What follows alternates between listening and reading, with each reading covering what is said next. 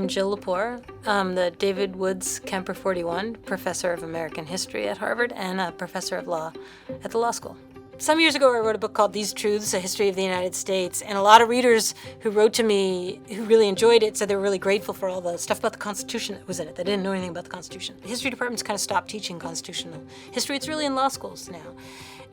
So I decided I was going to write a follow-up to These Truths, and I've written a new book that's called We the People, predictable title for A History of the United States Constitution. It really is kind of a companion book to These Truths. It's sort of like the telling of the story of American history for the last 250 years through the story of constitutionalism, and chiefly through a very particular lens that I came to think was an important contribution just to kind of mix up the conversation, which is, what if we told the history of the Constitution not through Supreme Court cases, but through attempts of ordinary people to amend the Constitution, nearly all of which, thousands of which, have failed.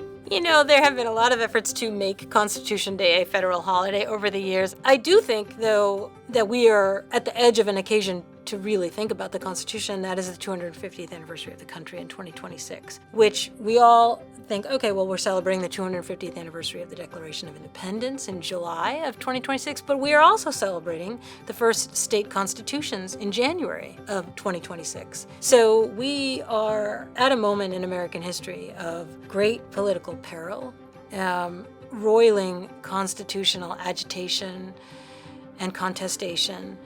And this is an anniversary that really does present an opportunity to do some of the things that, in the best intentions of people who wanted to make Constitution Day a holiday, involve, which is to pay attention to the Constitution we have and to ask ourselves, is this the Constitution we want?